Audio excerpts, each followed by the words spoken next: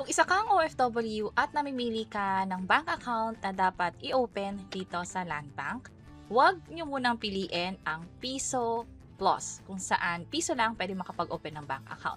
Dahil mas may bagay na bank account sa inyo at napakaganda rin ng mga benefits at perks na nakapaloob dito. Pag-usapan natin ang Land Bank Go Bayani para sa mga OFW o yung mga kababayan nating nasa abroad. By the way, kung first time mo sa channel na to and gusto mo pa ng mga online tutorial videos katulad nito, please click the subscribe button.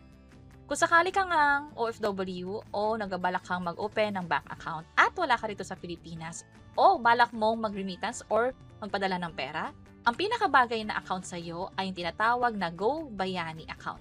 Isa itong digital savings account kung saan pwedeng ma-open yung bank account na to gamit lang yung mobile app ng Land Bank. Pwedeng i-download sa Play Store or sa App Store. Para kanina to? Para sa mga OFWs o yung mga kababayan nating nagtatrabaho sa ibang bansa, sa mga seaman, also yung mga estudyante na nag-aaral abroad, at yung mga gustong magpadala ng pera dito sa Pilipinas. Dito sa app, i-tap nyo lang tong open an account at piliin itong Go Bayani Savings Account. Bakit nga ba natin dinidiscourage yung Piso Plus? Kasi hindi naman talaga to bagay para sa mga OFW. Ang Piso Plus ay designed para sa mga beginners or estudyante. Bukod pa dyan, may maximum limit ito na 50,000 pesos. So, kung ipapadala mong pera ay lalagpas sa 50,000 pesos o makakaipon ka ng pera sa bank account na to, hindi talaga designed ang Piso Plus. At bukod pa dyan, hindi rin ideal yung regular savings account nila kasi mamimiss mo yung mga perks na meron sa Go Bayani. Ano-ano yung mga yon? Walang maintaining balance at zero initial deposit. Also, wala rin silang dormancy fee at kadalasan, libre nga yung pag-open ng bank account na to. Fully digital, ma-open mo online at ma-access mo yung iba't ibang mga features. Mag-transfer ng pera, magbayad ng bills, i-check kung lumabas o pumasok na yung pera, at pwede pang magamit for online shopping. Pwede maka-receive ng perang padala. Yung free transfer nga pala sa ngayon ay merong 3 libreng transfer, yung InstaPay, basta hindi lalagpas ng 1,000 pesos yung per transfer. Again, hanggang 3 transfer per day yan. So kung decided ka na tingin mo maganda yung Go Bayani account at gusto mong ma-take advantage yung mga features na meron dito, pwede nang mag-open online. Ano muna yung mga requirements?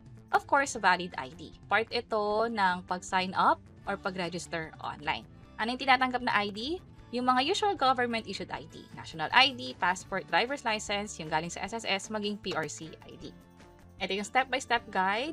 Una, mag-download ng Land Bank app at pipiliin yung open an account. Mamaya mas pag-usapan natin yung detalye. And then sa step 3, mag-provide ng mga information katulad dito. So, paano nga ba yung actual na proseso? Kapag nag-download na kayo ng app, i-tap itong open an account and then continue. I would like to open a Land Bank account.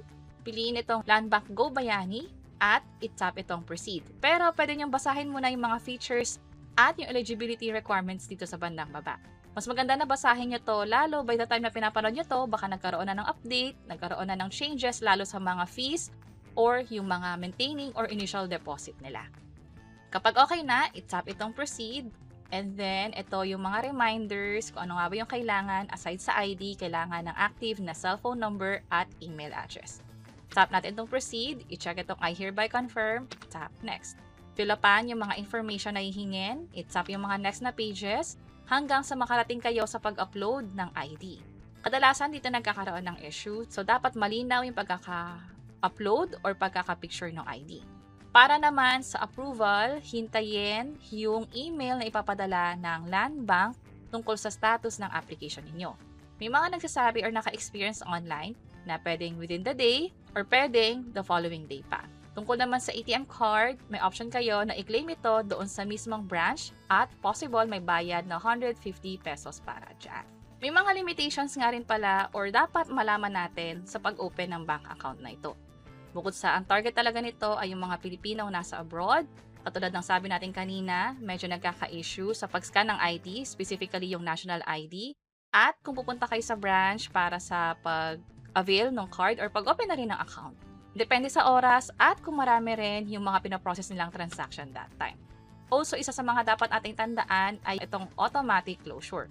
Wala nga siyang dormancy fee, pero pwedeng mag-close yung account paglagpas 3 months or 90 days na zero balance. So tandaan, mas maganda na mag-iwan tayo ng kahit piso, although hindi naman required yung maintaining balance, pero para hindi ito mag-close automatically, mag-iwan tayo ng pera doon.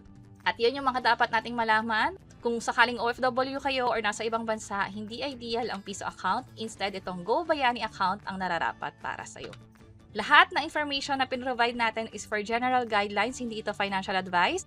At i-check ang mismong Land Bank app, yung website, or yung Land Bank branch mismo para sa latest updates. And that's it. Sana nakatulong tong video na to. Kung oo, pakiclick ang like button at para sa iba't ibang mga tutorial videos, pwede nyo i-check yung mga nasa baba. Sana makatulong. See you sa mga next videos. Bye-bye!